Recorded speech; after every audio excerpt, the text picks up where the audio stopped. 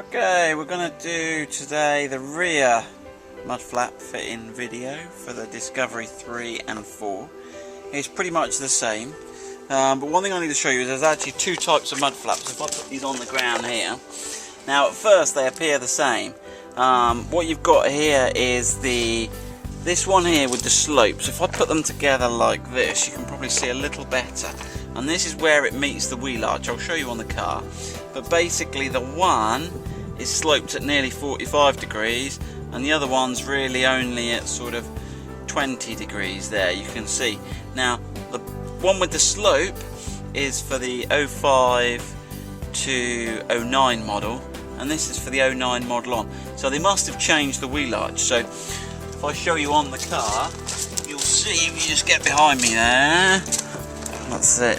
You'll see this one fits nicely and meets that. If you've got the wrong one on the car, you'll get something like this going on. Okay, and you'll see you've got this massive gap here. So again, this is an 06 car we've got, and this is an 09 on mud flap. So that's just we'll do one video for both types, because if you actually look at them from the other side, they're actually pretty much identical. Certainly the fitting bolts here is the same, and it's the same process. So we'll do one video which will apply to both sets of cars. Okay, right, so what we've got, so this is the one we're going to use with the slope here.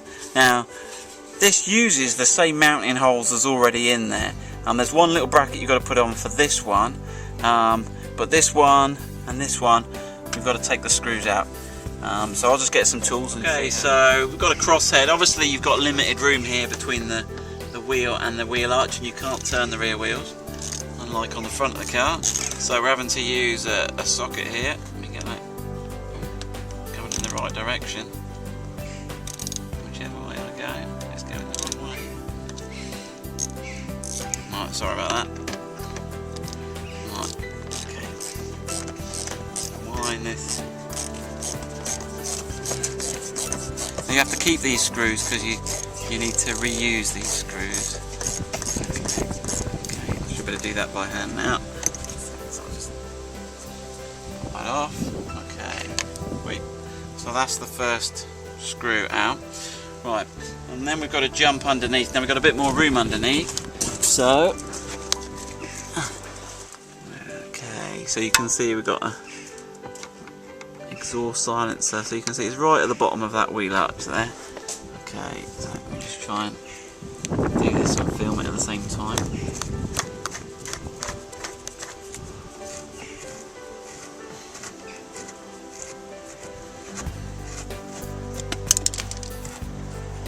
Okay, so that's the second screw removed there.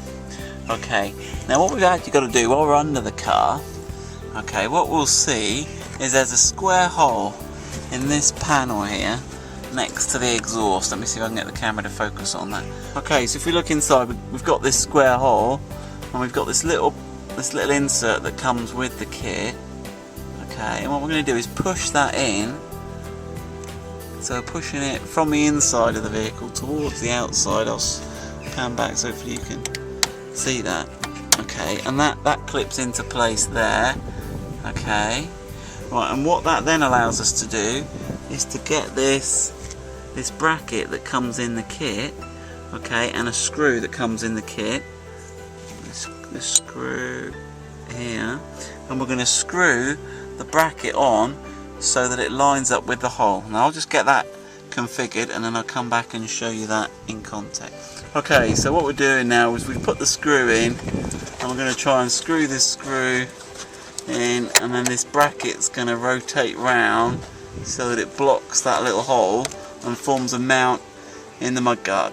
Okay, so I'll get we've got limited space here between the exhaust. Okay, so I've got the Torx T20 on a little socket there because we've got limited room, and I'm going to wind that screw.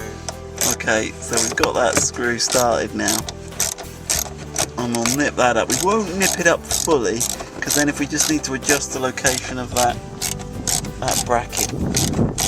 So it might be a bit tricky for you guys to follow what's happening watching this on a screen, so I'll just try and pan out again so you can just see where we are. So we've got the exhaust running along here, and it's just that little bracket in there. Okay, hopefully you can see where that's going. So you can see the tyre obviously coming down here, and that just forms a mount in the wheel arch. Actually, I'll show you where it forms the mount. So if I come back into the light, you will be able to see the outside of the wheel arch. You should be able to see just there. You've now got, where you just had a hole before, you've now got a blue screw mount. So that's the hard bit done now, really. We've got that extra mount hole created, and it's just a question of putting the screws back in. So this screw is the same screw that came out of this top hole. We're going to put it through the mud flap, and obviously it's worth noting that the mud flap, I don't know if I pointed this out earlier, does have an integral metal bracket. If that's come back out during transit, or it's not in on the ones you buy, you just push it back in there. You can see how that should all line up. Okay, and then if you line that up with the top hole there, okay, and just put that in, we'll wind that in a little bit. I won't go too far because we've got to make sure we line the bottom hole up. Okay.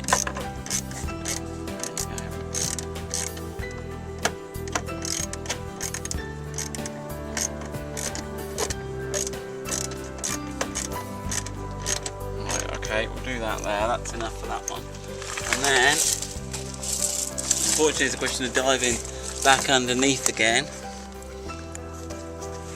Okay. We need to get to... No, I'm not sure I can show you this, but basically we need to get to the screw hole. There it is. That's concealed right underneath the mud flap. So I'll put again, it's the original screw we took out of there.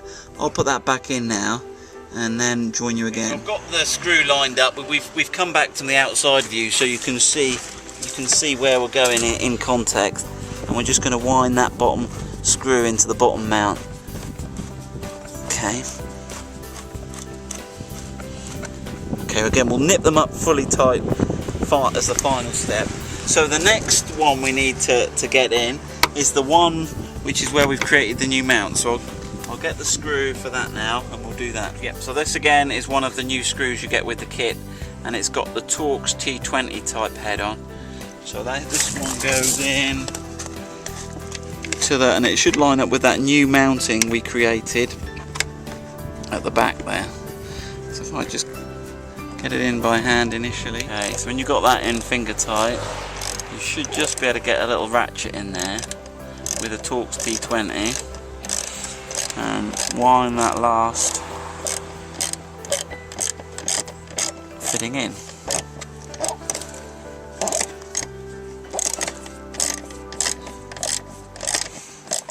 So there's no cutting or drilling in fitting these. It's a relatively straightforward job. You're just taking out the two bolts, fitting that little corner bracket, and then bolting it back up again.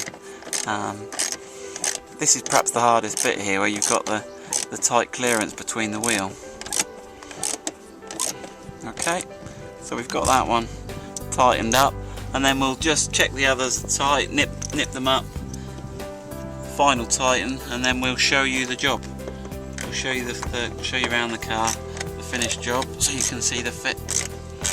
Okay, that's that one tight. And then just check that bottom one's tight. Okay, right. Move that out of the way. And then you can see that? Yep, it's a nice little job that, and it'll keep the mud off the back of your car. There you go.